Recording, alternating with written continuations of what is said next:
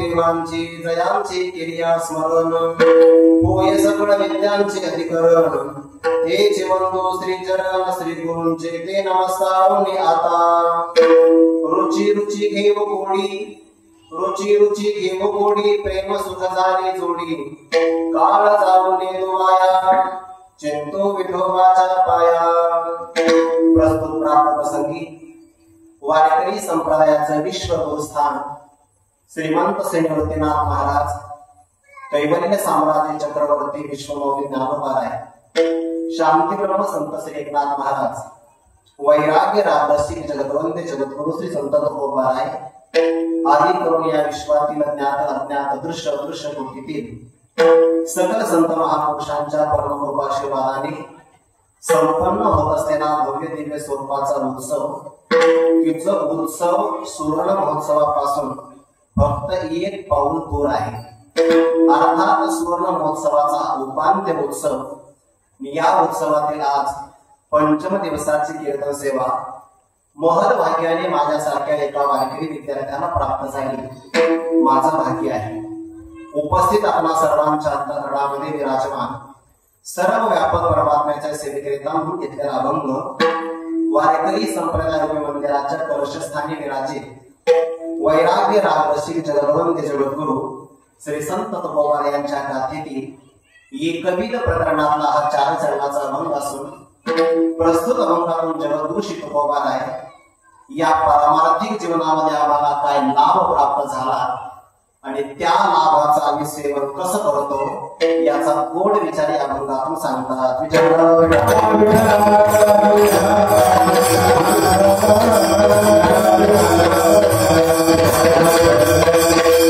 अभंगाचा काही भाव आपल्या समोर ठेवण्यापूर्वी एक 2 शब्दाचा परिहार देणं महत्वाचं आहे कोणत्याही गावाला पारमार्थिक स्वरूपाचं जर वाटचाल वळण लागायचं असेल तर त्या गावाला एखाद्या महापुरुषांचा आशीर्वाद असणं फार महत्वाचं आहे आपल्या गावाचं भाग्य एवढं मोठं आहे की साक्षात गोवल हरी अर्थात गोदावरी की जे साक्षात भगवंताच्या जटेतून प्रकट झालेली श्री भगवती गंगाच आहे गंगेच्या काठावर बसलेलं आपलं गाव आहे खरं तर तुमच्या सर्वांचं दर्शन घ्यावं इतके तुम्ही पुण्य पावन आहात या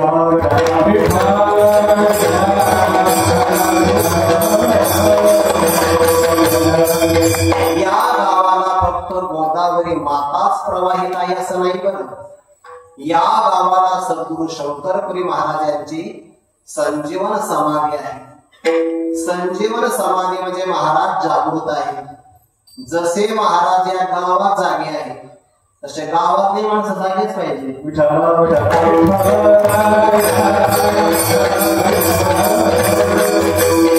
गावातली माणसं धर्माविषयी जागे पाहिजे गावातली माणसं राष्ट्राविषयी जागे पाहिजे गावातली माणसं संत विचाराविषयी जागे पाहिजे तुम्हा सर्व गावकऱ्यांना मी विनंती करेन गावाचं रक्षण करा आपल्या गावाची 1 इंचही जमीन कोणी अतिक्रमण करता कामा नये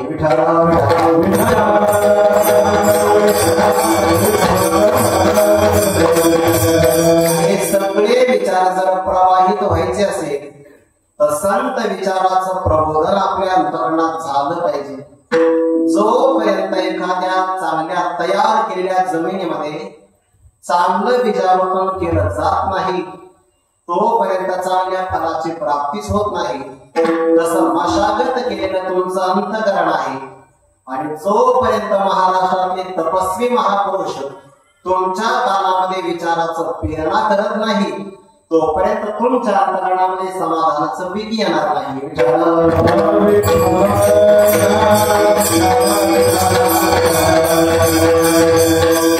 गावाच्या पत्रिका पाहिल्या तर पत्रिकेतल्या कीर्तनकारावर गावाची असणारी भूमिका कळत असते. मी तुम्हाला उदाहरण देतो. एखादा शाळेतला क्लास असतो बघा, निकाल लागल्यानंतर ते विद्यार्थी पास झाले पांडुरंग महाराज तर त्या बॅनरवर फोटो लागतात. त्या बॅनरवर लागलेल्या विद्यार्थ्यांचे फोटो त्या क्लासचा दर्जा सांगत असतात. तसं कार्यक्रमात बॅनरवर लागलेले कीर्तनकाराचे फोटो गावाची क्वालिटी सांगत असतात.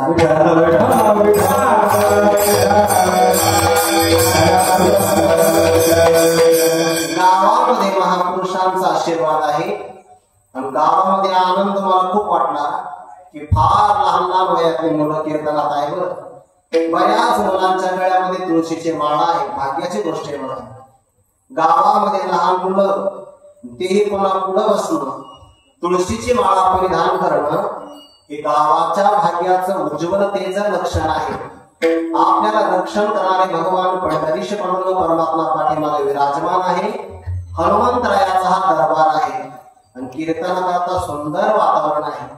मंडपावरून गावाची श्रीमंती कळते आणि बैठकीवरून परमार्थाची उंची कळते.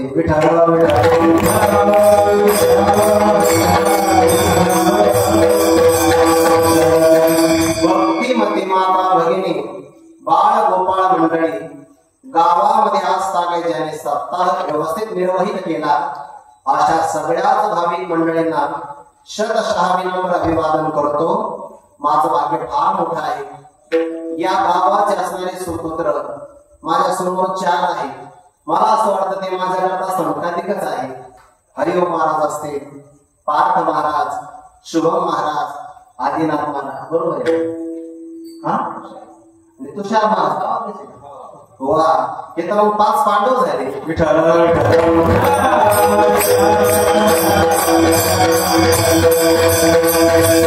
आणि मृदंग वादनाची पोक्त साथ कशी असते, ज्या साथीमध्ये लयबद्धता ताब्यात कशी असावी याचा आदर्श उदाहरण गुरुदेव श्री व्यंकटेश सर. मी त्यानंतर अगदी वारकरी संप्रदायाचं भजन ज्यांनी आपल्या हृदयस्थ केलं असे आमचे आदरणीय ज्येष्ठ गुरुबंधू हरिभक्तीपरायण अनिल महाराज रूपवते. 4 वर्ष आम्ही सोबत शिकलो. अजूनही आम्ही सोबतच आहे. अवतार पांडुरंग, नाव ठेविले ज्ञानी असे हरिभक्तीपरायण पांडुरंग महाराज खोंडे हे आमच्या कीर्तनाला मोठ्या मनाने उपस्थित आहे. पांडुरंग महाराज सगळ्यात तयार, गायनातही तेवढेच तयार, वाजवण्यातही मृदंग वाजवण्यातही तेवढेच तयार, व्याख्यानातही तेवढेच तयार आहे. या सगळ्यांचा युग आला त्याला कारण आहे पार्थ महाराज. तपस्वी व्यक्तिमत्व आपल्या गावातलं. गोदावरी मातेची परिक्रमा करणं कठीण आहे, पण नर्मदा मैयाची परिक्रमा करणं सोपं आहे कारण सगळ्याला संस्कार आहे. पण कठीण व्रत ज्यांनी संपन्न केलं अशा पुण्यवान व्यक्तीच्या चरणी सुद्धा अभिवादन करावं. सर्वांच्या चरणी मी अभिवादन करतो आणि अगदी तासाभरामध्ये अभंगाचा भाव आपल्या समोर ठेवण्याचा यथामती प्रयत्न करतो. मस्तक माझा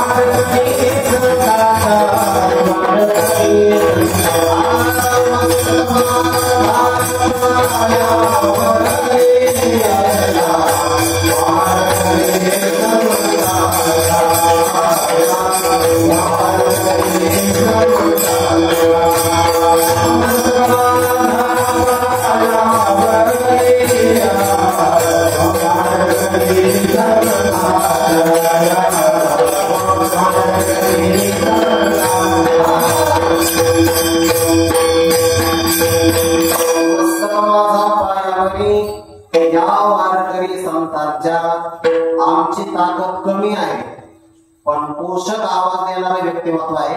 आपली दोस्ती अशीच राहू द्या. विठ्ठल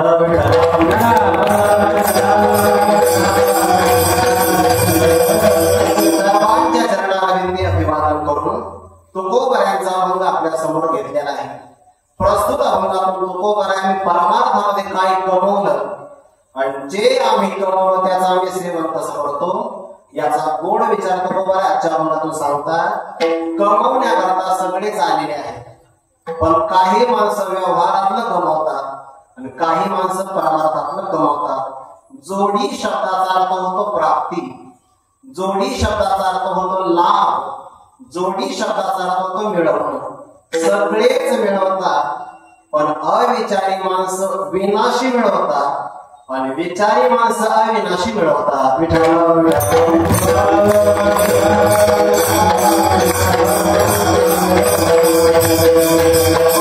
लक्षात आलं नाही, काही माणसं विनाशी धन कमवतात आणि काही अविनाशी धन कमवतात.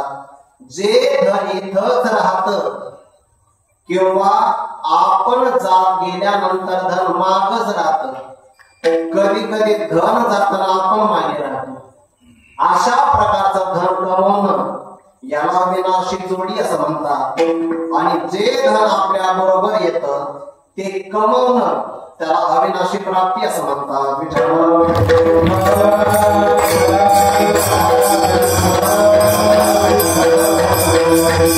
व्यवहारात मनुष्य कितीही मोठा जरी झाला तरी त्याला इथून काही घेऊन जाता येत नाही. त्याला मुलाकडे लक्ष नका देऊ, त्याचा आनंद त्याला घेऊन द्या, आपण आपला आनंद घेऊ. किती गोड आहे ते विचार टाळ घेऊन उभं राहिले बसले. आपला स्वरही देवाला ऐका वाटणार नाही, पण त्याचा चुकलेला टाळ देवाला नक्की ऐका वाटेल. ऐक वाजव द्या. विठ्ठल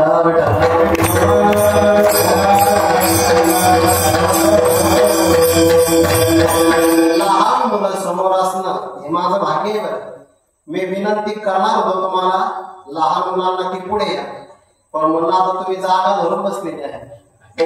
अगदी भिंतीला टेकून कसं तुम्हाला म्हणा उठावं, त्यामुळे मी काही म्हणलो नाही. आज मी तिथंच बसा.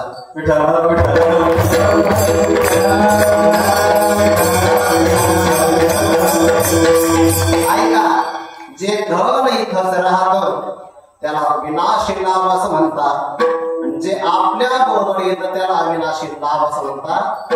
शहाण्या मनुष्याने आपल्या बरोबर जे येईल ते कमवावं आणि जे आपल्या बरोबर येणार नाही ते फक्त जिवंत असेपर्यंत जगण्याकरता लागेल एवढंच कमवावं.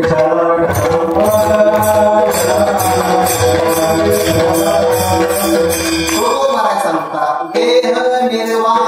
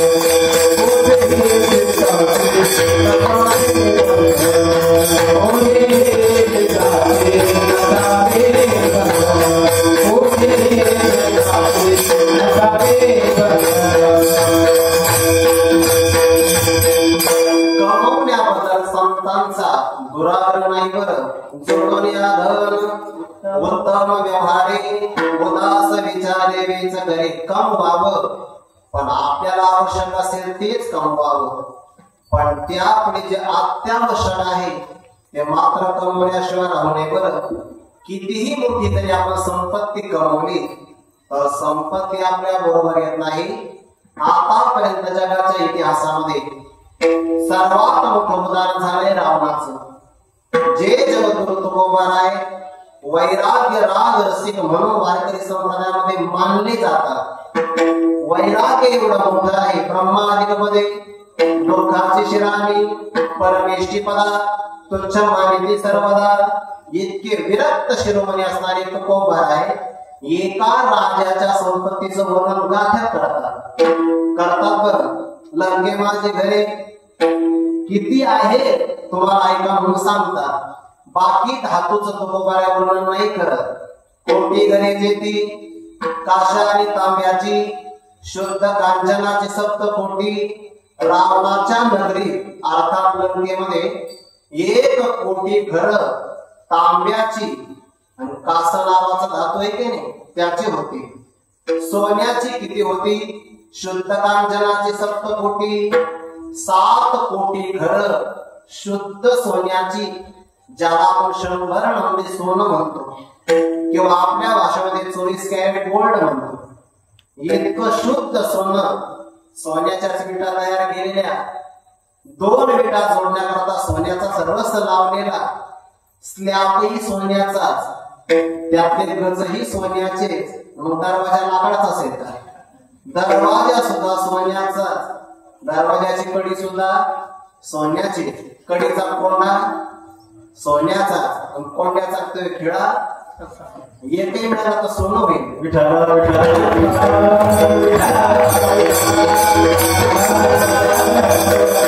प्रचंड असणारी संपत्ती रावणाने कमवली. हल्लीच्या काळात तेवढी कोणी कमवू शकत नाही.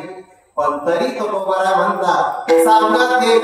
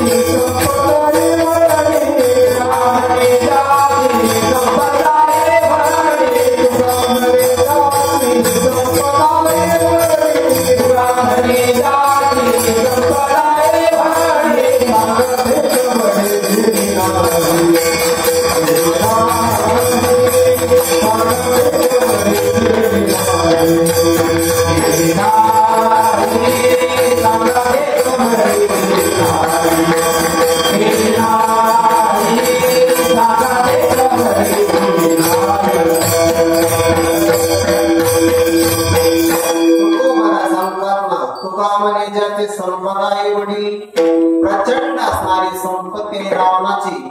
पण सांगा ती कवडी गेली नाही, सोबत कवडी सुद्धा नेता नाही आली.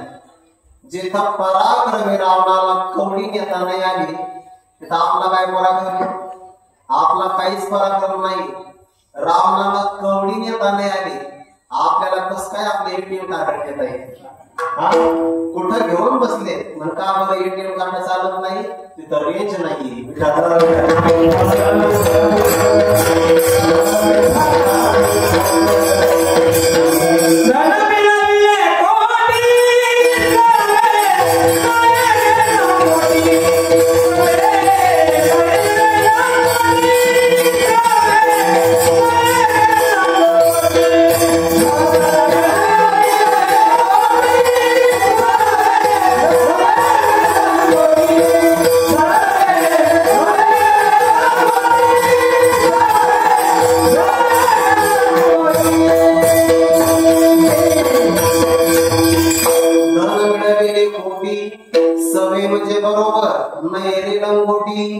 पाठीमाग तर कवडी सांगितली. आता पुढचा भाग आहे. सोबत येत नाही मग कमवूच नाही का? कमवावं. पण कुठपर्यंत? जिवंत असेपर्यंत गरज आहे तोपर्यंत तितकंच कमवावं. जास्त प्रमाणात कमवू नये. मी जुन्या कीर्तनकाराच्या मुखातून उदाहरण ऐकलं, जास्त विस्तार नाही करणार मी. एका राजाने आपल्या गावात कवडी दिली. सांगितलं सगळ्या राज्यावर माझी सत्ता आहे, पण उद्या मी तुम्हाला एक इनाम देतो, बक्षीस देतो. सूर्योदयापासून जो व्यक्ती जितक्या मर्यादेपर्यंत धावेल, जितक्या जमिनीपर्यंत आणि सूर्यास्तापर्यंत परत मागच आला पाहिजे. कल्पना करा, जर तो 5 किलोमीटर 12 वाजेपर्यंत धावला, त्याने पुन्हा 5 किलोमीटर सूर्यास्तापर्यंत माग आला पाहिजे. असा जर तो माग आला तर सगळी जेवढी जमीन त्याने पादाक्रांत केली आहे तेवढी सगळी जमीन त्याला मिळेल. ऐकले एका व्यक्तीने, तो मला उद्याची सुवर्ण संधी आहे जी कधी आपण सोडता कामा नये. आजच्या दिवस आपल्याला काय धावता येईल तेवढं धावायचं, आणि जेवढं दुपारपर्यंत आपण धावलो थोडा संध्याकाळी माग जायचं. राजाचा नियम होता, शिंगवे गावातून धावला तर पुन्हा शिंगवे गावातच माग आला पाहिजे. जिथपर्यंत धावला तिथे एखादा दगड रोवून ठेवायचा. कशा करता? आपली खून कळावी याकरता. लोभी व्यक्तीने विचार केला फक्त आजच्या दिवस धावायचा आहे. आज जर आपण धावाधाव केली तर आयुष्यभराची आपली धावाधाव संपून जाईल. असं म्हणून एक व्यक्ती निघाला, सकाळी नाश्ताच नाही केला त्याने, उपवाशी पोटे तो निघाला पळतो आहे. इतका पळाला दुपारी सूर्य मध्यानावर मस्तकावर आला. पण त्याने विचार केला सकाळी थोडासा आपण कमी वेगाने चालतो, सहज आपण माघारी जाऊ शकतो. आपण एक काम करू, 2-3 वाजेपर्यंत आणखी धावू आणि संध्याकाळी आपण जास्त जोर लावू आणि परत आपल्या राजधानीमध्ये मागू. असं म्हणून तो धावू लागला. पण शरीरातलं पाणी कमी झालं, अंगातून घामाच्या धारा वाहतच होत्या, घशाला कोरड पडली. ज्ञानोबाला म्हणतात, फुटवणी पडेत मृगबाळ हाव, आपली छाती फुटून पडेपर्यंत ज्याप्रमाणे तो हरी धावत असतो तसाच हा व्यक्ती धावत गेला आणि 3 वाजता पुन्हा माघारी फिरला. कल्पना करा, सकाळी अवसान होतं, सूर्याच्या उष्णतेमुळे पाण्याचं प्रमाण कमी झालं. सायंकाळी 5-5:30 ला सूर्यास्ताला जाणार. राजा त्याच्या टप्प्यात आला आणि थोड्या वेळामध्ये राजाच्या पायाला स्पर्श करणार. थोडस अंतर राहिलं, 400-500 मीटर, आणि जमिनीवर धाडकन कोसळून पडला. जितका धावला होता त्यातली काही जमीन त्याला मिळाली नाही. का बरं? 400-500 मीटर राहिलं. राजाने सांगितलं जमिनीकरता हा धावला, फार मोठी याला जमीन लागत नव्हती. जितक्या जागेत हा पडला तितकीच जमीन याला पुरायला लागती आहे.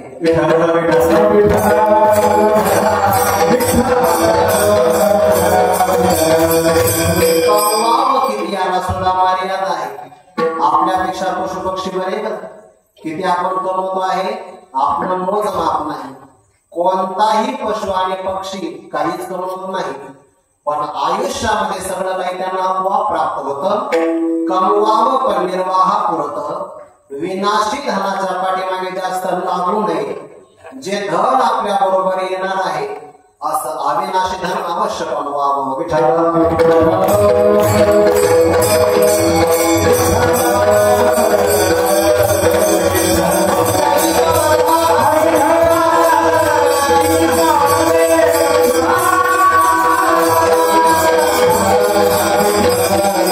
याचाही विचार आपल्या जीवनात आला पाहिजे. विनाशी धन कोणता आहे आणि अविनाशी धन कोणता आहे याचा विवेक जर आपल्या जीवनात आला तर मनुष्य असाराचा परित्याग करतो आणि सार भागाचं ग्रहण करतो. माझे ज्ञानोबाला उदाहरण देतात. बरं, वाया व्यर्थ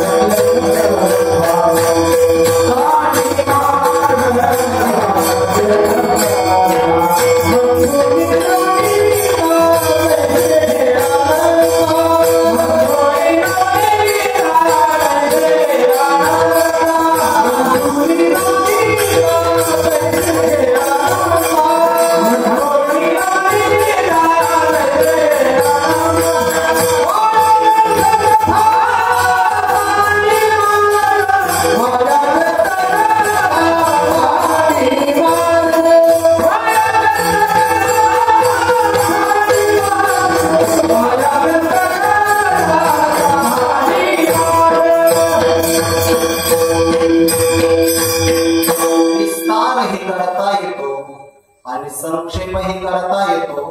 ज्ञानोबाला फक्त अनिल महाराज दोनच शब्दात दृष्टांत देतात.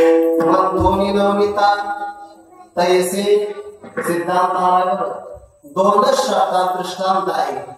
ज्याप्रमाणे आपण मंथन करून नवनीताला घेतो आणि असार ताकाचा त्याग करतो, तस वाया व्यर्थ कथा सांडी, वाया व्यर्थ मार्ग सांडी हे काय अनंता घे, कारण ते सार आहे.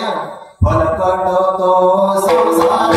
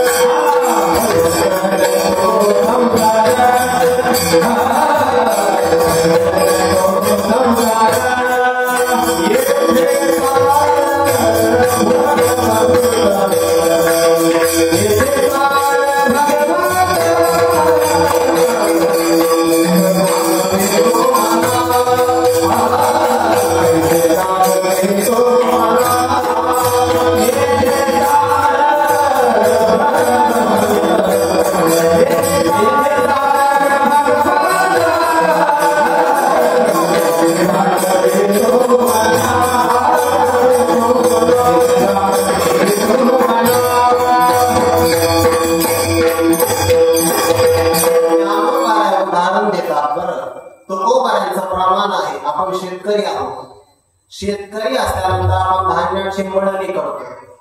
आता यंत्र आल्यामुळे ते आपल्याला कष्ट नाही, पण जुन्या काळामध्ये खांब रोवायचे, खांबाच्या भोवताली कंस टाकायचे आणि बैलाची पाप लावायची, बैल त्यावरून फिरवायचे. कधी कधी असले रिकामे मुलं शाळेतून आले की त्यांना त्या कंसाला सोडून दिला जायचं, मग इथे पुढे मारायचे. परिणाम धान्य प्राप्त व्हायचं, पण नुसतं धान्य नाही बरं, एका माळावर जायचं आणि मिळालेलं धान्य उपणायचं. ज्ञानोबाला म्हणतात काय होतं, वारयाची आधारसा पडिनला कोंडा कानुरीची तैसा आणि कानाचा पैसा शिवा जोडे किंवा भूसबी एक बट उपणिताला हे घरबट उडे ते फलकट जाणू आले.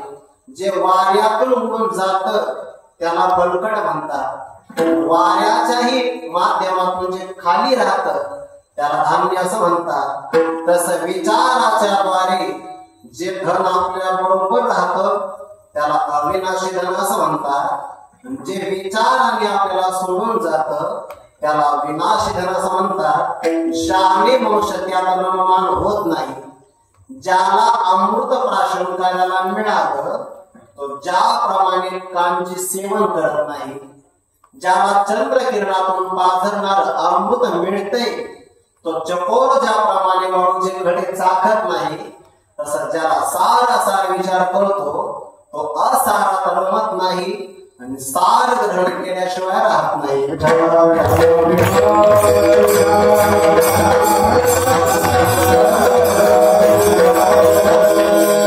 एका महात्म्याकडे काही लोक दर्शनाला आले आणि आल्यानंतर म्हणे बाबाजी तुम्ही फार त्यागी आहात. महात्मा म्हणे मी त्यागी कशावरून?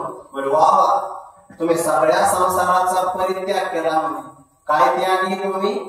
महात्म्याने त्याला प्रश्न विचारला, खरं सांग संसार खरा आहे का खोटा आहे? तो संसार खोटा आहे. फलकट तो संसार खोटा आहे. खरा काय आहे? मग येथे चाल भगवंत देव खरा आहे. महात्म्याने उत्तर दिलं माझ्यापेक्षा त्यागी तुम्ही आहात. का बरं?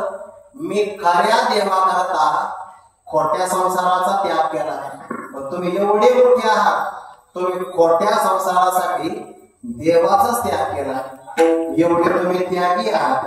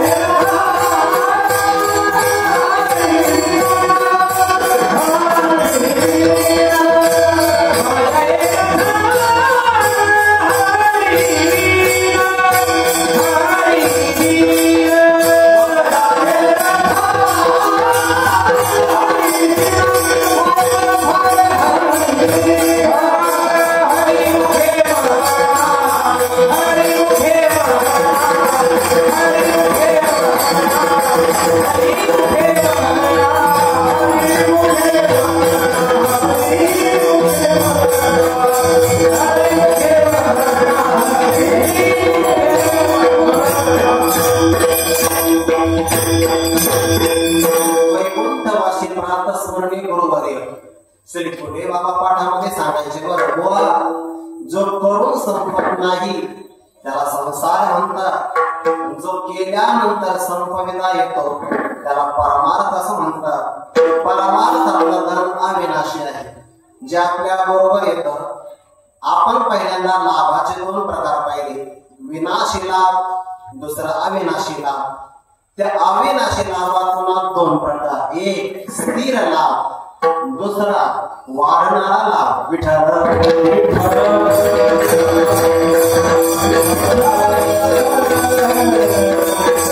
स्थिर लाभात आहे आत्मलाभ, त्याला मोक्ष सुख असं म्हणतात.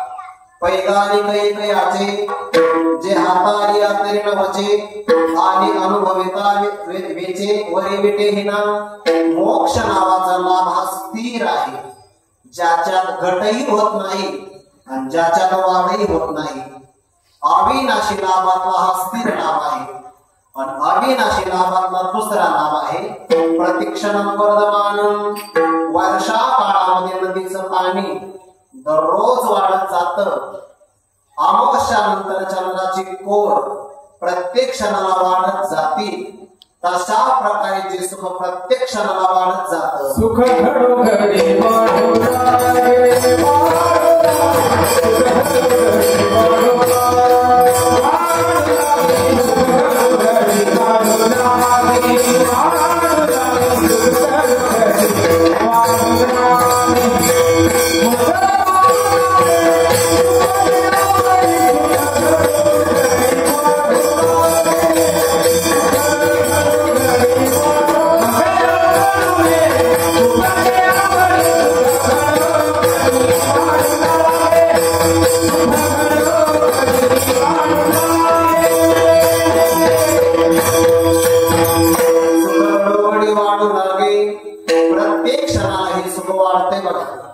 गावात पहिल्या वर्षी सप्ताह झाला असेल, बरेच माणसं आता जिवंत असतील ना तो पाहिलेला, पण त्यापासून हे सुख प्रत्येक वर्षाला वाढत जाते की पहिल्या दिवसाला जेवढा आनंद आहे त्यापेक्षा आनंद प्रत्येक दिवसाला वाढत जातो का?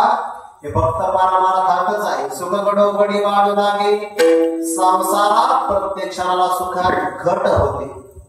एखाद्याने नवीन मोबाईल विकत घेतला बरं गुजरात, तर पहिल्या दिवशी त्याला लय आनंद होतो. इतका आनंद गगनाला ना असं त्याला वाटतंय बघा. दुसऱ्या दिवशी मोबाईलवरचं प्रेम कमी होत, तिसऱ्या दिवशी आणखीन कमी होत, आठवडाभरानंतर जर मोबाईलची स्क्रीन फुटली तर त्याला आपला सेल्फी सुद्धा काढा वाटत नाही. का? संसारातलं सुख क्षणाक्षणाला कमी होत आणि परमार्थातला आनंद प्रत्येक क्षणाला वाढत जातो. मग जो आनंद प्रत्येक क्षणाला वाढतो तो मिळवण्यात पुरुषार्थ आहे. तुकोबरा म्हणतात तो आम्हाला मिळाला.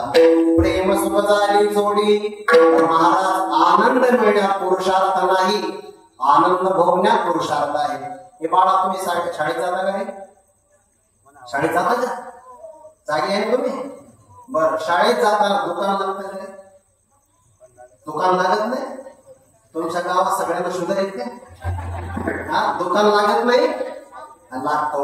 दुकानात काय काय भेटत नाही? सांग सांग, काय भेटतं दुकानात? साखर भेटते का? भेटते ना बाबा. मग आता मला उत्तर दे, साखर हातात घेणं चांगलं आहे का साखर खाणं चांगलं आहे? 12 वयात तुम्हाला नाही सांगत. तुमच्यापैकी बऱ्याच जण गोळ्या सुरू असते.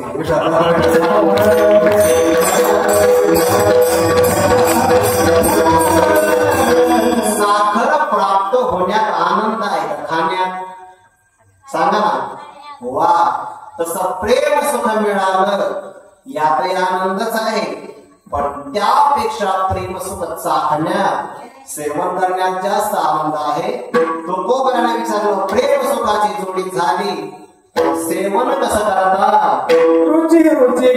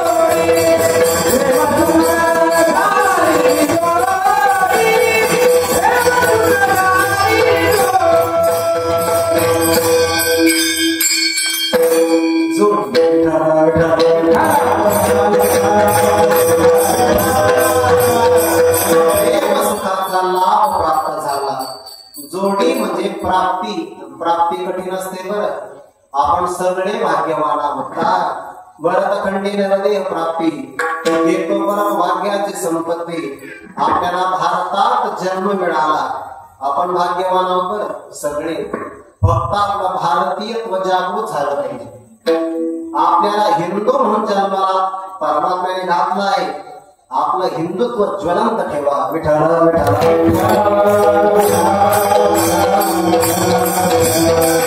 नाहीतर देशाच्या विघातक शक्ती आणि देशाच्या बाहेर असणाऱ्या षडयंत्र करणाऱ्या शक्ती टपलेल्याच आहेत सावध राहा विठ्ठल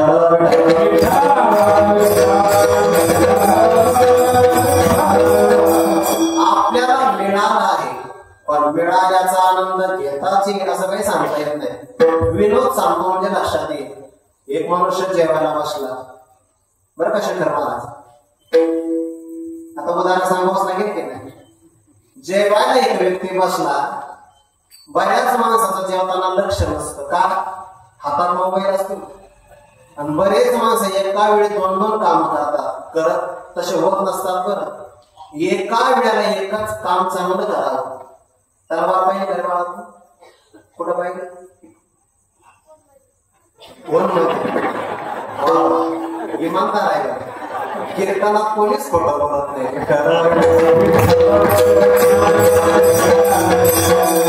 याचा अर्थ असा याचे घरचे याला मोबाईल देतात तो पाहिलं म्हणल्यानंतर काय खरं सांगायला काय हरकत नाही फोन मध्ये काय पाहिजे तलवार तलवार कशात ठेवतात रे वा इथे ठेवतात कमरेला पण कशात ठेवतात त्याला म्यान म्हणतात म्यान एका म्यानात तलवारी किती वाजतात वा 2 बसतात पहिली काढल्यावर तसे एकच बसते तसं एका वेळेला काम एकच चांगलं होतं एक तर मोबाईल पाहणं किंवा जेवणच करणं एकाचा आनंद घ्यायचा असेल तर एकच काम चांगलं करावं जेवायला बसला लक्षातच आलं नाही श्रीखंड वाढलेला होता श्रीखंडाचा वास आला गावात एक माशी पळत आहे गावात राहणाऱ्या माशा असतात ना आली बघा आणि श्रीखंडावर जाऊन बसली कमळावर ब्रह्मण पाय ठेवते हळूहळू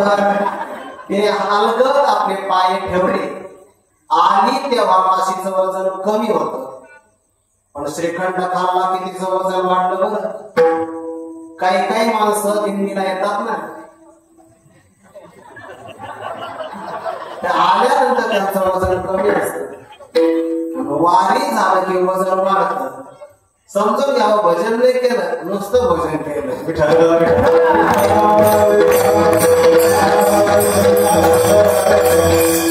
अगोदर वजनाने असणारी माशी श्रीखंडावर येऊन बसली वजन वाढलं तिच्या लक्षात आलं आपण आता आपल्या घरी गेलं पाहिजे गाडात पाय फसले होते पाय उचले नाच वजन वाढलं होतं की नाही मागे पंख हलवले त्या पंख श्रीखंडाला लागले चिकटले विमानाचे पाते खाली आले माशीचे पाते ना ते पाय पंख म्हणजे अगदी माशी श्रीखंडाशी एक रूप झाली खाणाऱ्याचं लक्षच नाही त्याने घास घेतला आणि मोबाईल पाहत होता हवा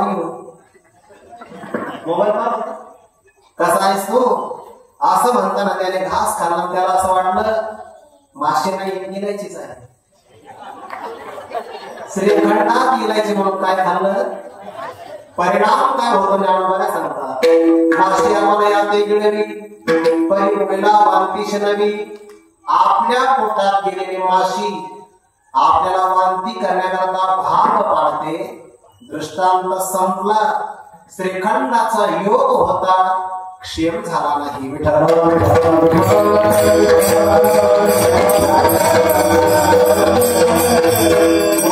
मिळण्याकरता भाग्य लागतं पण सेवन करण्याकरता जास्तच भाग्य लागतं देव आणि दानवांनी क्षीरसागराचं मंथन केलं अमृत प्राप्त झालं योग झाला पण राहुला अमृत खाता नाही आलं मरणाची लागी मरणाला ते प्राप्त अमृतवा उदगिले मरणाची लागी झाले भोगोनिनता जोडले असे आहे मिळालं पण भोगण्याचं मात्र कळालं पाहिजे तुकोबा म्हणतात आम्हाला प्रेम सुख झाले जोडी देवाच्या विषयी असणारं प्रेम त्या प्रेमाचा आनंद आम्हाला मिळाला. प्रेम मिळत नाही बरं.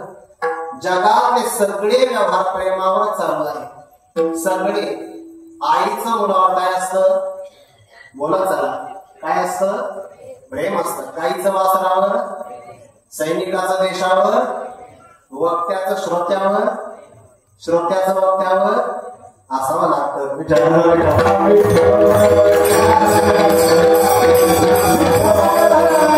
सगळे व्यवहार प्रेमावर चालतात. पण प्रेमाची व्याख्या अशी आहे, ज्याच्यात त्याग असतो, समोरच्या सुखाने सुखित्व मानलं जातं, त्याला प्रेम असं म्हणतात. प्रेमात भोग नसतो.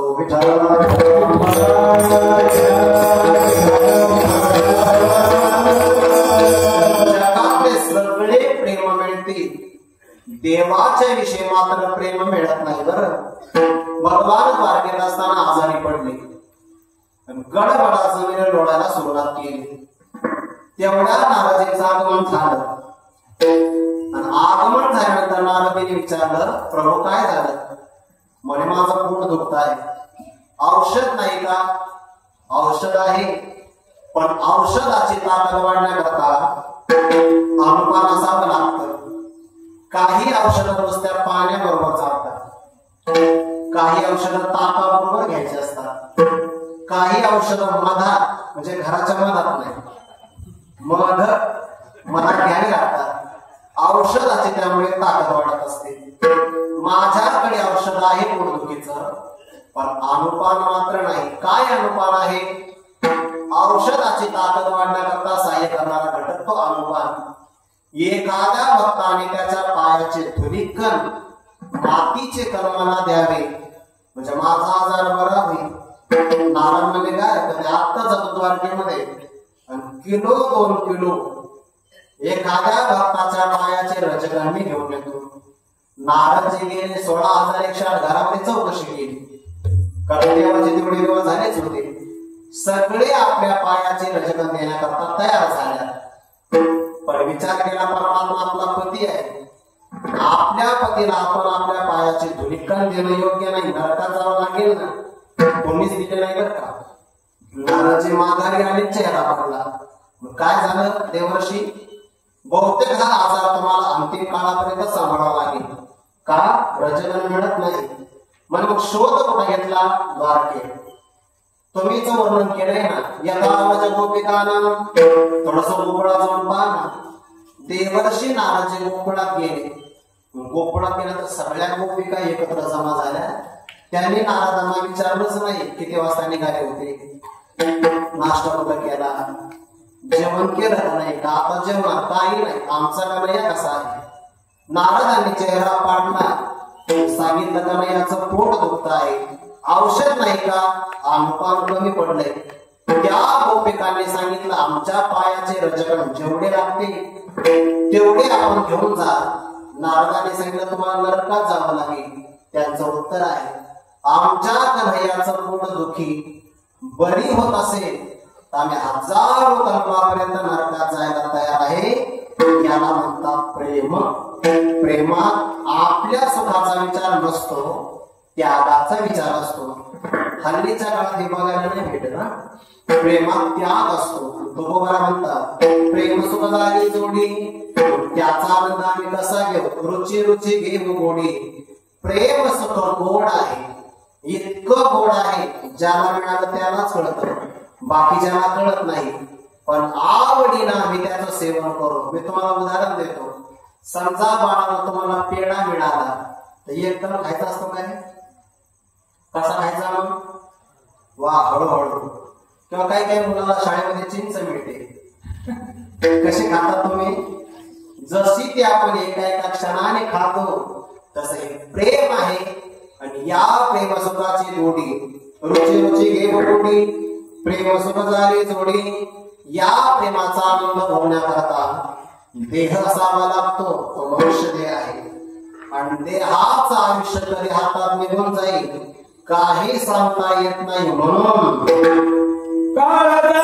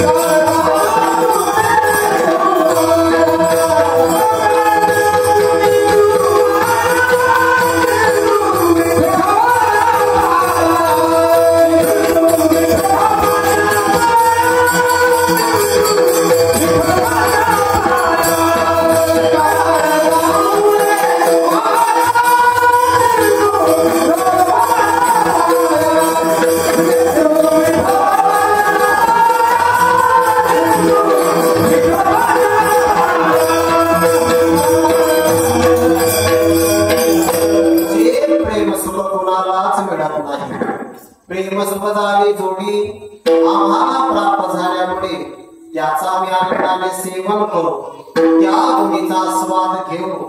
पण गोडीचा आस्वाद घेण्याकरता योग्य देह असावा लागतो आणि देहाचं आयुष्य आपल्या हातात नाही बरं.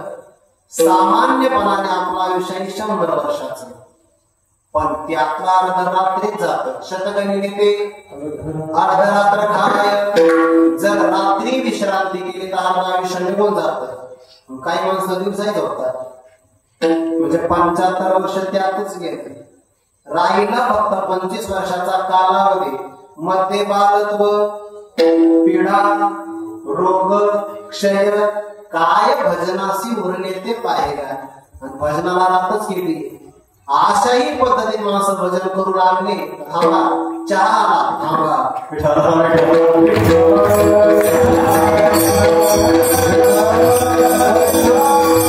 अगोदरच आयुष्य आपल्या हातात कमी बघा आणि आपल्या लक्षात येत नाही बघ. घडी घडी काळ वाटायची माई, अजून किती आहे अवकाश. सकाळी आपण जागी झालो, जाग झाल्यानंतर जेवढं आयुष्य आपल्या प्रत्येकाच्या हातात होतं तेवढं आता आहे का? गेले 12-13 तास निघून गेले. कीर्तनाला प्रारंभ होत असताना जेवढं आयुष्य आपल्या हातात होतं तेवढं कीर्तन संपदाला राहणार नाही. मी हे वाक्य सांगत असताना जेवढं आयुष्य माझ्या हातात आहे, वाक्य संपत असताना आयुष्य माझं तेवढं माझ्या हातात राहणार नाही. एवढा काळक्षण बरोबर आहे. आयुष्य जात आहे पहा, काळ जपत असे महा. स्वहिताचा गोडवा ध्यानी राहा श्रीहरीच्या. आपला काळ वाया जातो, आपल्याला कळत नाही. अज्ञानी पुरुषाचा काळ 3 मार्गात वाया जातो. व्यसनेन, निद्रया, तलहीनवा. व्यसन करतात, झोप घेतात, भांडण करतात. या अज्ञानी पुरुषाचा 3 मार्गाने काळ वाया जातो. शहाण्या पुरुषाचा काळ काव्यशास्त्र विनोदेन काळो गच्छति भीमता. ते काव्याचं चिंतन करतात. म्हणून हा काव्य राहो. काव्य म्हणजे कीर्तनात कविता नाही. काव्य म्हणजे ज्ञानेश्वरी हे काव्य आहे. शास्त्र, गीता शास्त्र विधम पुण्यम. आणि विनोद म्हणजे आनंद. आनंदात समाधानात भगवद्गीतेच्या चिंतनात आणि ज्ञानेश्वरी वाचनामध्ये महापुरुषांचा काळ जातो. मी सगळ्यांना विनंती करेन, कमीत कमी तुम्ही ज्ञानेश्वरीची 21 तरी पारायण करा. तुमच्या जीवनात काय बदल होईल अनुभव घेऊन पहा.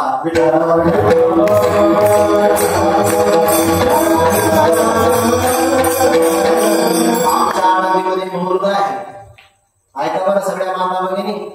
9-10 वर्षाचाच मुलगा, युट्यूबला सुद्धा आहे. 10 वर्षाचं वय आहे. तो गर्भात असताना त्याच्या आईने ज्ञानेश्वरीची 108 पारायण केली. गर्भसंस्कार असा असतो. ज्यावेळेस एखादी माता बहिणी गर्भवती असते तेव्हा तिने रामायण, महाभारत, ज्ञानेश्वरी, तुकोबारांची गाथा हे ग्रंथ वाचावे. ते मोबाईलचा रिचार्ज करून किंवा टीव्हीचे चॅनल लावून कार्यक्रम पाहू नये, नाहीतर तशीच संतती जन्माला येते. त्या सोहमच्या आईने 108 ज्ञानेश्वरीचे पारायण केले. आज त्या मुलाची पूर्ण ज्ञानेश्वरी पाठ आहे, पूर्ण. आणि पारायण करत चला.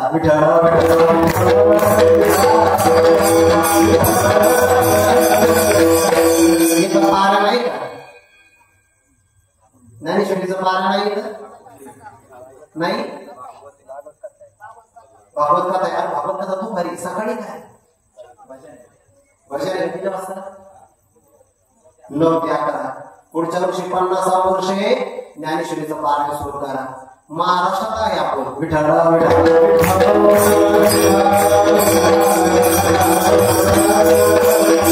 ज्ञानोबारांच्या मनात आलं असतं तर ज्ञानेश्वरी संस्कृत मध्ये सुद्धा रचना करता आली असते.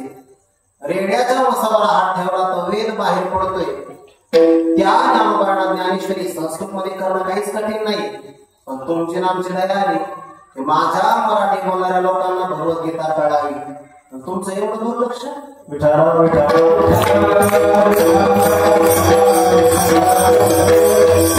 काव्याचं चिंतन करा. काळ जाऊन येतो वाया. हल्लीच्या काळात किती काळ वाया जातोय कळत नाही बरं. तरुण मुलं आपला मोबाईल घेतात आणि मोबाईलचे प्लॅन असतात 1 GB day, 1.5 GB day, 2 GB day. ऐका नाही, दररोज दिवसाला एवढं मिळतंय. या इंटरनेटच्या काळामध्ये आपल्या आयुष्याचे किती क्षण वाया जातात आणि आपण अभ्यासाची प्रगती करत नाही. तरुणांनाही कळत नाही. बऱ्याच तरुणांना आपण बेरोजगार आहे नेटमुळे कळत नाही.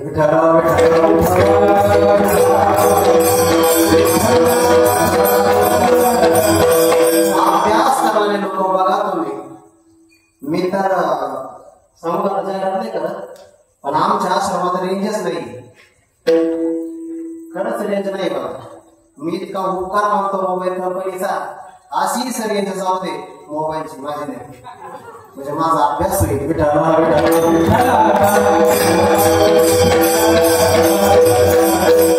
काळ वाया जाऊ देऊ नये. हिमालय पर्वता एवढं सुवर्ण दान तुम्ही केलं, यमाला सांगितलं फक्त मला 1 श्वास वाढवून दे, तर मिळत नाही. काळ वाया जाऊ देऊ नये बरं. काळ जाऊ नये दो वाया. काळ सारा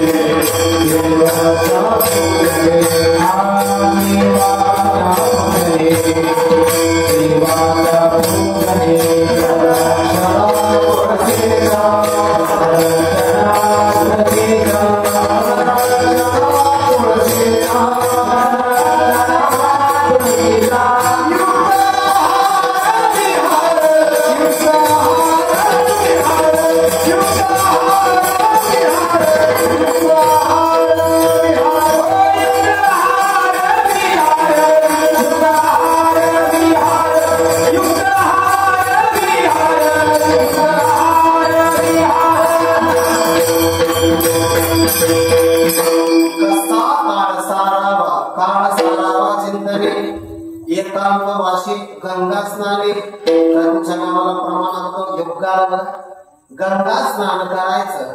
देवाचे पूजने, प्रदक्षिणा तुळशीच्या प्रदक्षिणा घरात केल्या पाहिजे. त्याकरता अंगणात तुळस पाहिजे. अंगणात तुळस असेल तर समजून, तुळस प्रसन्न असेल तर घर गरीब राहते, समृद्ध असत. पण घर चांगलं आहे, तुळस सुटलेली आहे, समजून घ्यावा घरात माणसं राहत नाही.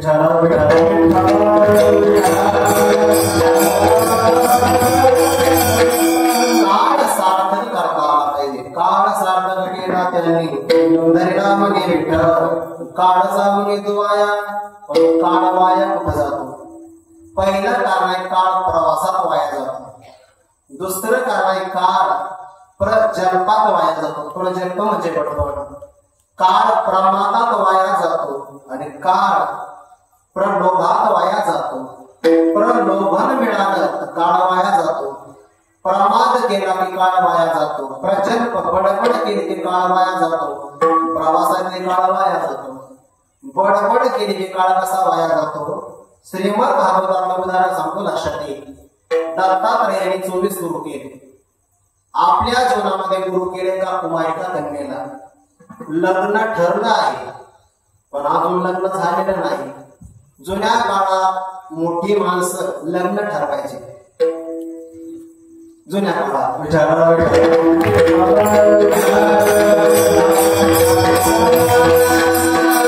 लग्न ठरलंय आणि मुलीचं असणारं वर्तन, शिक्षण कसं आहे पाहण्याकरता काही जाणकार मंडळी त्या घरी आली.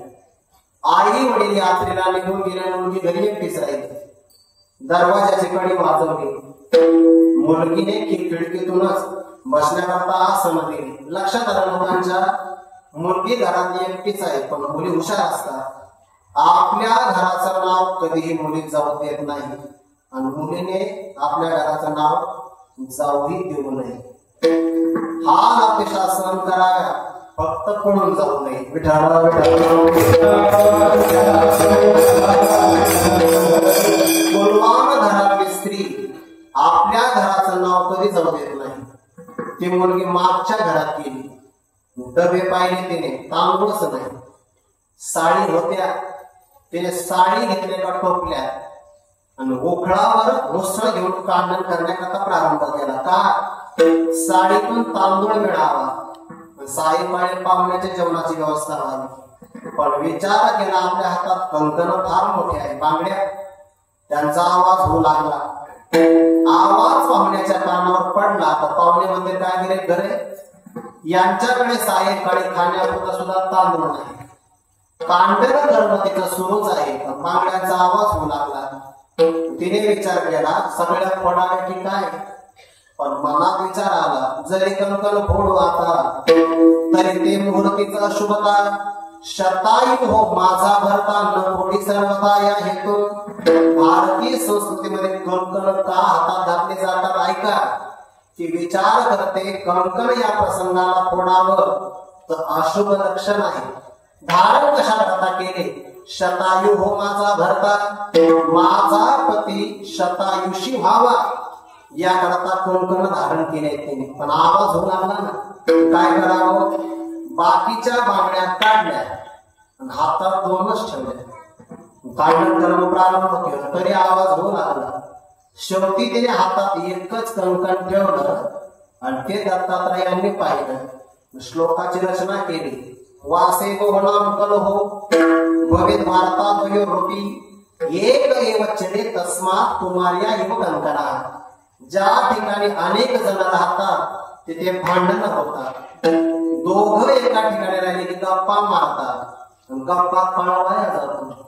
माणसाने एकटं राहावे.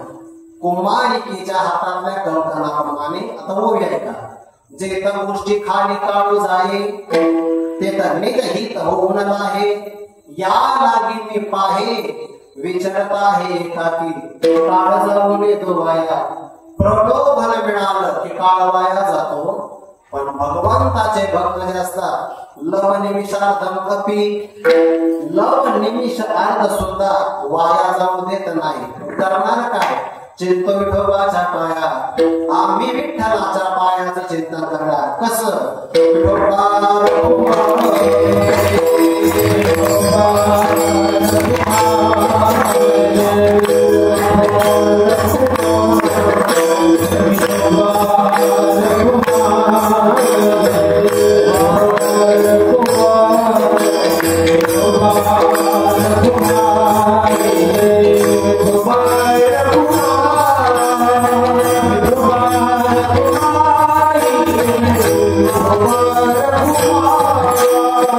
Wow.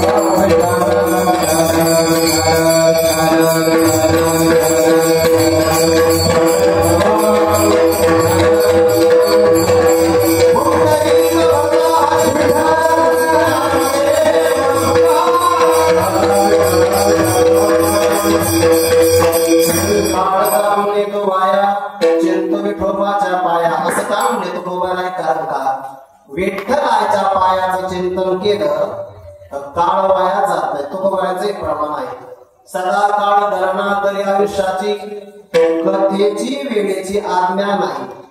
आपल्या सगळ्यांच्या आयुष्याचा हिशोब सुरू आहे बरं. दररोज आपलं रजिस्टर मोकळं होते, ते बॅलन्स शीट असतो ना, त्याच्यामध्ये जमा आणि खर्च असतो बघ. बॅलन्स शीट 12वीला वगैरे समजा कॉमर्स मध्ये त्याला काहीतरी आपण ते इंग्रजी मी शिकले तो मला आठवत नाही आता तुमच्याकडून. विठ्ठल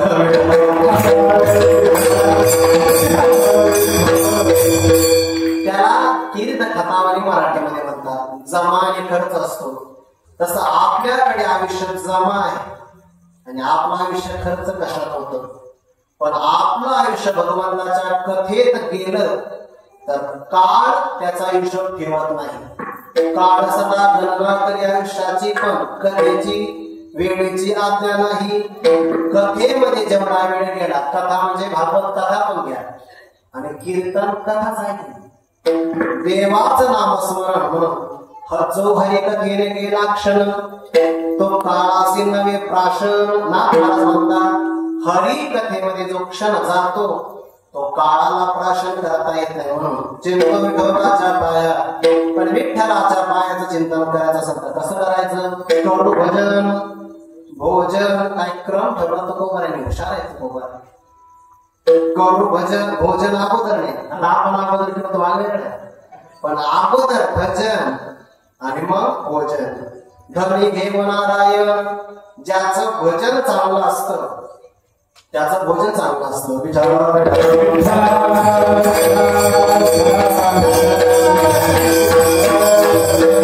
वारकरी भजन करतात बघा. ज्ञानोबांच्या सोहळ्यामध्ये, निवृत्तीनाथांच्या सोहळ्यामध्ये ज्याचं भजन चांगलं आहे त्याला भोजनही चांगलं जातं, त्याला आजार होत नाही. बाकीच्या लोकांचे गुडघे दुखतात, कोणाचं पोट दुखतं, लिमिटच नाही, दुखणारच नाही. भजन चांगलं केलं भोजनही चांगलं होतं. थोडं ऐका बघा, थोडं ऐका. शरीराचं भोजन वेगळं आहे, इंद्रियांचं भोजन वेगळं आहे, कानाचं भोजन इंद्रिय आहे वेगळं आहे, मनाचं भोजन वेगळं आहे, बुद्धीचं भोजन वेगळं आहे. शरीराचं भोजन आहार, शरीराचं भोजन काय बाळा, नुसता आहार नाही, शाकाहार. शरीराचं भोजन कोणतं, हा आपण मनुष्य आहे. ऐकता सगळे, हे आपलं पोट म्हणजे स्मशानभूमी नाही, कळत नाही. स्मशानात काय पुरतात, काय पुरतात, प्रेत. प्रेत कसं असतं, मेलेलं. आणि जे माणसं मारून आणि मेलेलं खातात ते काय करतात, माणसं नाही ते चालती बोलते स्मशानभूमी. माता भगिनीला एक विनंती करतो, तुम्हाला तुमच्या घराचं मंदिर करायचं असेल एकच विनंती, घरात शाकाहाराशिवाय दुसरा पदार्थ शिजू देऊ नका. विठ्ठल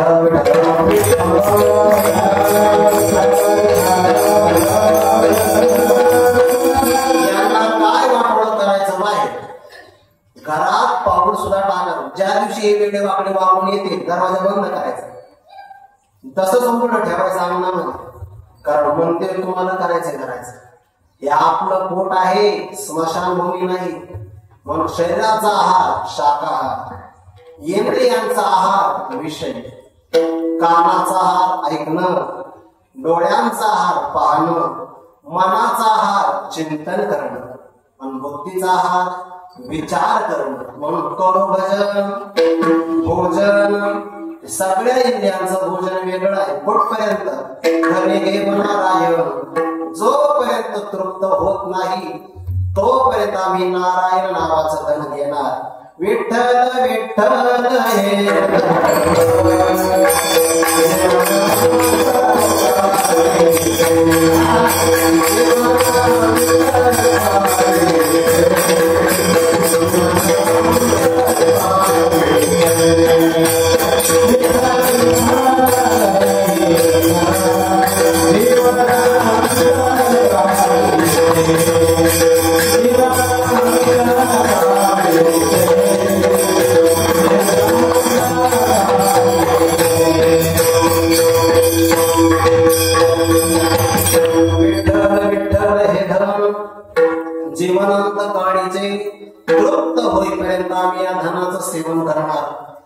2 महात्मे जप करायचे. कल्पना करा, शंकरपुरी महाराजांच्या मठामध्ये समाधी स्थानावर आणि गोदावरीच्या काठावर 2 महात्मे जप करतात. जपाचं सामर्थ्य वाढतं बरं.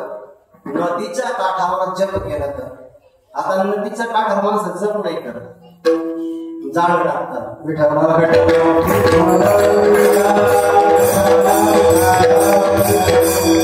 दिवसभर जप करायचा, सायंकाळी एकमेकाला सांगायचं. विद्यार्थ्यांनी अभ्यास पण असाच केला पाहिजे. अभ्यासाकरता माणसं दोघे पाहिजे. तपा करता एक, अभ्यासाकरता 2, गायना करता 3, प्रवासाकरता 4, शेती करता 7-8 माणसं, युद्धा करता लय मोठे. असा नियम आहे. एकच तप विराभ्यासी, एकाने तप करावं, दोघांनी अभ्यास करावा. 3 जणांनी काय करावं, दोघांनी मागं पुढे म्हणण्याकडे वाचवा. या करता 3 जण. प्रवासाकरता 4 असावे, काही माझ्यासारखे असावे, काही तुमच्यासारखे असावे. प्रसंग आला मग स्टंपही काढता आला पाहिजे. काही आमच्याकडे काही मित्र आहेत, त्यांच्या असणाऱ्या 4 चाकी वाहनामध्ये दांडके ठेवले त्यांनी. मला ते आज कळालं.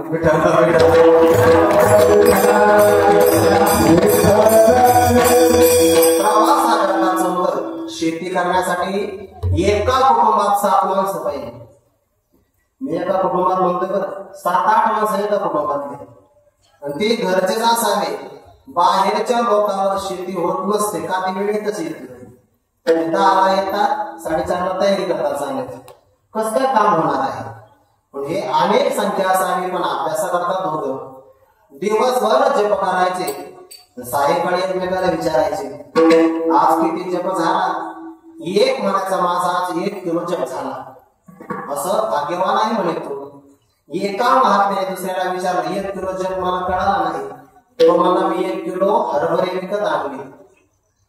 1 माळ पूर्ण झाली, त्यातला हरभरा काढायचा, दुसऱ्या पातेल्यात टाकायचा. 1 किलो जेवढे हरभरे येतात तेवढ्या आज दिवसभरामध्ये मी माला पूर्ण करून जप तयार केलेला आहे. दुसरा म्हणून तो भाग्यवान आहे गड्या. का बरं, तुझा 1 किलो झाला, माझा अर्धाच किलो जप झाला. अरे पण तू मोजण्या करता काय घेतलं, तो मी भगर घेतली. 1 माळ झाली की 1 भगरीचा दाखल टाकायचा. मग खरं सांगा 1 किलो जास्त का अर्धा किलो? म्हणजे इथलं बरं, दुकानातलं नाही. दुकानात 1 किलो जास्त होणार, पण जपाच्या बाबतीमध्ये धने घेऊन नारायण, पण एवढं नामस्मरण आम्ही करणार. अनुभव काय? तुका म्हणे जीवन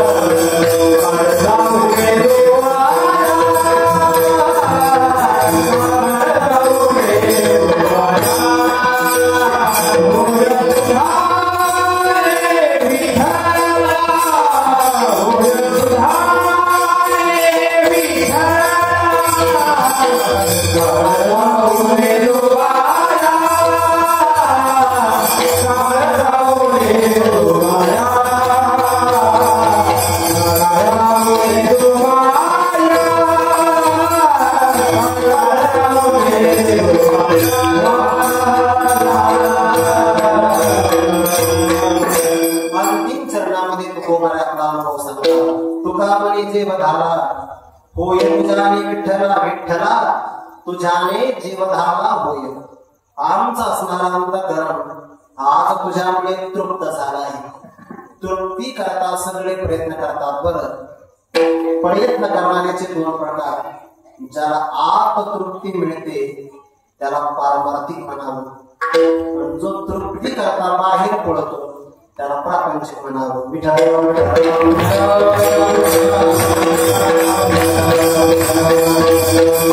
समाधान आपल्या जवळच आहे, फक्त आपलं आपल्या समाधानाकडे लक्ष नाही.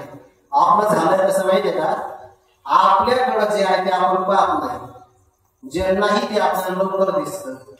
उदाहरणार्थ आपल्याकडे 90 रुपये आहे, आपल्याला आपले 90 रुपये नाही दिसत, मग 10ची कमी, 10 रुपयाची कमी 90 आहे ना, पण 90 नाही दिसत. काय दिसतं?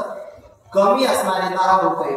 परिणाम असा होतो 10 रुपयाची कमी 90चा आनंद घेऊ देत नाही. असंच आहे आपलं. आपल्याला चांगलं शरीर मिळालं ना तर आपण याच्याकडे नाही पाहतो, आपण श्रीमंताकडे पाहतो. परिणाम आपल्याला आपला आनंद घेता येत नाही.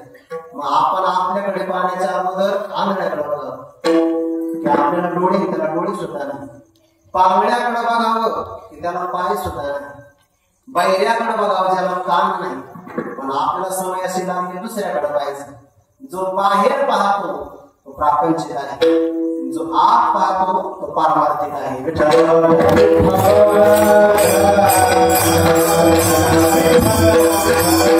परमार्थामध्ये मिळणारा आनंद आतच मिळतो आहे. मी तुम्हाला उदाहरण देतो, लक्षात येईल. अगदी 5-6 मिनिटांमध्ये हा विचार मी संपवणार आहे. आपल्याला 5 विषयातून आनंद मिळतो. शब्द, स्पर्श, रूप, रस आणि गंध. आपला स्वभाव आहे की आपल्याला 5 विषयातून आनंद मिळतो. पण खरं असं आहे, विषय नसतानाही आपल्याला आनंद मिळतो. कसं काय? कल्पना करा, आपण ज्ञानोबांच्या पालखी सोहळ्यामध्ये चाललोय, सासवडचा घाट आपण सोडून गेलो. एकादशी असते, बरोबर ना, तुषार महाराज? दुसऱ्या दिवशी द्वादशी असते. आता जो मनुष्य जास्त थकतो त्याला सांगावं लागत नाही मोबाईल बंद करून, ते लगेच झोपतं. बघा, वारीमध्ये तर माणसं वळकटी सुद्धा काढत नाही. प्लास्टिकचं कापड असतं, काही नाही. बघा, खेकडातही आम टाकलं तर पडल्या झोप लागते. ज्याला आपली पाठ जमिनीला टेकल्याबरोबर झोप लागते, जगातला सगळ्यात श्रीमंत व्यक्तित्व आहे. पण ही श्रीमंती बऱ्याच श्रीमंताच्या वाट्याला नाही. झोपच येत नाही, झोपच येत नाही. बघा, गोळ्या खाऊन पण येत नाही. पण आपला शेतकरी श्री गुरु चैतन्य महाराज सांगत असतात, वारकरी एवढा समाधानी आहे, जमिनीवर पडल्या झोपेल्या बरोबर काय, तो जर टाळ घेऊन मारायला तर उभ्याने झोपतो आणि मग जमिनीवर खाली पडतो.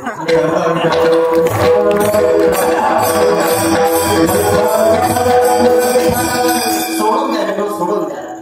पण झोपेतून व्यक्ती जागा झाला तो अनुभव सांगतो. काय? मी सुखाने झोपलो होतो. बरोबर आहे की नाही? मग आता मला सांगा, गाढ झोपेतल्या व्यक्तीला ऐकण्याकरता शब्द आहे का? संगीत नाही. स्पर्श करण्याकरता गाणी आहे का? ढेकळा झोपलेला. पाहण्याकरता मोबाईल मध्ये रूप आहे का? नाही. बरं, सुगंध घेण्याकरता गंध आहे का? नाही. खाण्याकरता रस आहे का? नाही. 5 विषयापैकी एकही विषय नसताना ज्या रती तो म्हणतो मी सुखाने, आनंदाने, समाधानाने झोपलो होतो, याचा अर्थ बाहेर त्याला आनंद मिळाला नाही, तो आनंद त्याला आतच मिळाला. दररोज आपल्याला आतच आनंद मिळतो. दररोज. बरं, जेव्हा आपण गाढ झोपेमध्ये जातो त्याला इंग्रजीमध्ये साऊंड स्लीप म्हणतात. गाढ झोप लागली की 6-7 तास उठायचं समजा. अशा झोपेमध्ये मनुष्याला बाहेर ऑपरेशन जरी झालं असेल तरी त्याला यातना होत नाही. बघा, झोप लागते. झोपेत मिळणारा आनंद विषया वाचून आनंद आहे, पण तो आनंद देवाचा आहे. संत महात्म्याला आनंद जागृतीतही मिळतो, कायमचाच मिळतो. याने ते तृप्त होतात. सुखे मेरी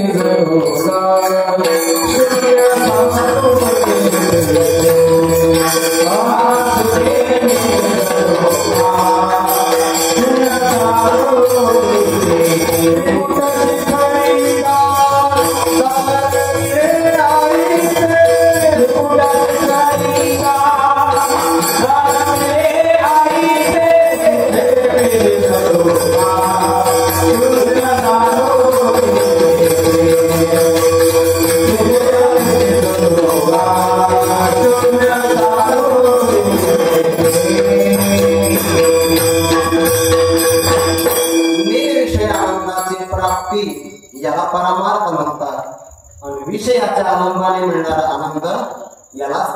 असं म्हणतात सुखी मिळूका शून्य सावनी तेथे त्रिकोट शिखरीला दान मिळे ते निर्विषय आनंद परमार्थात आहे आणि विषयाचा आनंद प्रपंचात आहे. म्हणून तुकारुणे जीवधारा होय तुझ्याने विठ्ठला या करिता काळ जाऊने गोवाया चित्त विठोबाच्या पाया ज्ञानेश्वरा